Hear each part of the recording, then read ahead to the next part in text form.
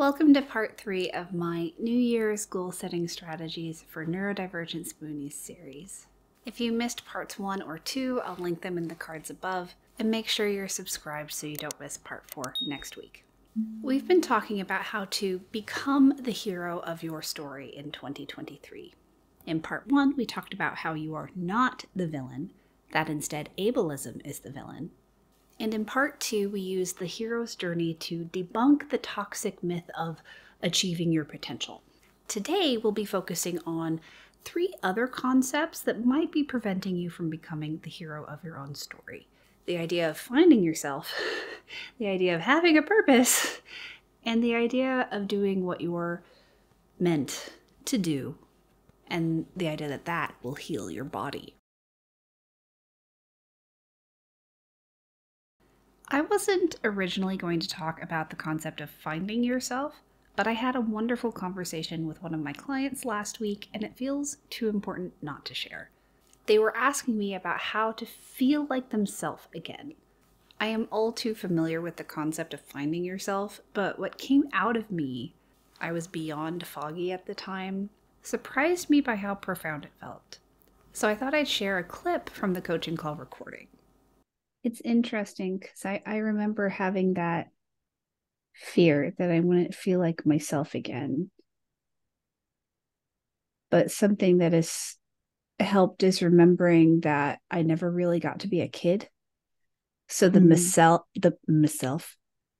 myself I'm nostalgic for was also really traumatized and going through hell. And so I've shifted a bit, and I've never really put this into words before, so apologize while I did it.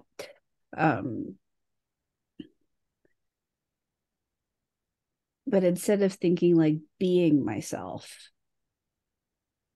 I've shifted to liking myself. And I'm not sure if I shared this. I think I did. I think I shared it in last week's YouTube video, but when I saw my Christmas picture of myself, which in the past was a picture that like I would hate so much because I look so sick. And also, even though I'm so far into my body self-acceptance journey and I'm never going on a diet again, and a lot of times I think I'm cute, seeing a picture is different because it brings up a whole bunch of like, I'm not thin. But this time I saw that picture that normally would make me feel that way. And I was like, I don't hate myself. And it was transformational. I was like, I am 36, practically 37. And this is the first time I've ever had that reaction to a photo of myself. And that feels more impactful and meaningful and valuable to me than feeling like myself. Anyways, that's a very freshly verbalized take, so do with it what you will. So if you struggle with wanting to find yourself or feel like yourself again, and that resonated with you, let me know down in the comments.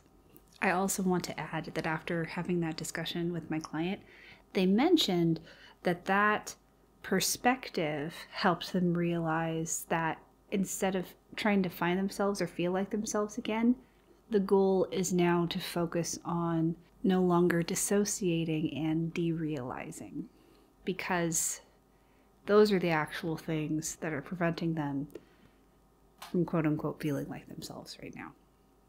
Now to the stuff that I had originally planned for this video. I want to talk about the martyrdom of wanting to have a purpose, because there is a lot of new age woo-woo rhetoric around being disabled, being neurodivergent, and that if that is who you are, there is an underlying purpose to that you are here to change the world. And that is a very heavy burden to carry. And can it be true? Yes, I welcome possibility for that, but just to automatically assume it's true seems really harmful and burdensome to me. I believe you get to be here for you. Your life is right here, right now. Now is all you get. And part of the trauma of seeking potential, seeking purpose, seeking that which is outside of your control, and hoping to accommodate yourself until you're essentially behaving able-bodied and neurotypical, is a way to dissociate from your life. Do I believe in higher purpose? On good days, I do. But you know what I've also come to believe? It isn't necessarily for us to know. It's impossible to be absolutely certain of our purpose, and believing that it is possible to be certain stops us dead in our tracks and keeps us from truly living. Now I want to talk about one of the extensions of wanting and needing to find your purpose that tends to be attached to that rhetoric when it comes to disability and neurodivergence. And that is the woo-woo idea that if you find your purpose and you follow it, your body will heal and you have the potential to become able-bodied. You have the potential to cure what ails you, essentially, simply by finding your purpose and following it. I'll be honest, that was actually one of the things that started me on this path that has led me to coaching, because I was desperate for something to help me, because Western medicine wasn't helping, alternative medicine wasn't helping, and because of my disabilities and neurodivergence, my mental health was, and still is, a struggle, but it was bad. The idea that there was something inside my control that could possibly heal me, cure me, that is the shiniest of shinies. There's a lot of hope in that. But what I found is that underlying hope and belief has since led me to feel like a failure on the path that I'm on. And after thinking about that critically, I realize that it's a very unhealthy belief and hope to have. I am a spiritual person. I believe that stuff is possible. But what I am shifting towards is acknowledging that that kind of miraculous healing is not something within my control. I can radically accept it's outside of my control and let it go. And as I lean into that, I feel so much better. That's not to say that there isn't grief. Letting go of the hope that healing is within your control can be very painful to do. But I can say that out the other side of it, I feel a lot better. I am able to meet my disabilities in the moment, every day, and care for myself instead of shaming myself for yet again not having done my purpose well enough to be cured. There's another aspect I would like to address, and I think it can be explained by my concept of the 3 gas tanks. I'll link up here a video where I talk about those more in depth, but essentially I see us all as having 3 gas tanks: a physical one, a cognitive one, and an emotional one. Often the somatic experience of being out of spoons, we tend to automatically ascribe that to the physical gas tank. But by having that granularity, it can help us know if there's something else going on. And so the other thing that I've found on this journey myself is that the more I care for myself, the more I learn to be kind to myself, the more I support and accommodate myself. and the more I lean into things that inherently bring me joy and fulfillment, I find that my emotional gas tank has greater capacity more often than it used to. And simply by nature of that gas tank being fuller more consistently, more often than it used to, the burden of being out of spoons in my physical and cognitive gas tanks is more tolerable. So I end up feeling better, but it's not because I've cured myself.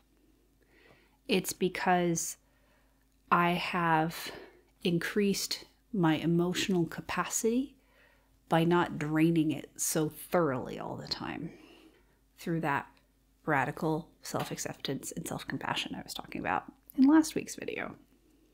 And that perspective makes me wonder how much of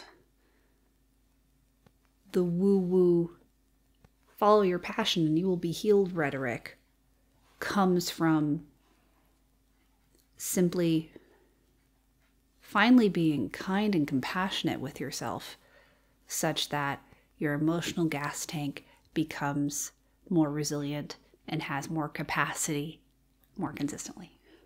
So just something I wanted to throw in there. So I realize this video is shorter than the last few weeks, but the last two videos were doozies. And I wanted to talk about these things today because if you think of achieving your potential as one side of a coin, these concepts that I talked about today felt like the other side of that coin. The thing they all have in common is the idea that there is a right version of you written somewhere in the cosmos. And it's your job to figure out what that is and essentially not F it up. This causes you to spend your time seeking what's right instead of living your one wild and precious life. And this makes me want to ask, is that what you want for yourself? Like the last two videos, I'm going to share the following because after what you've learned today, I believe it will be even more meaningful.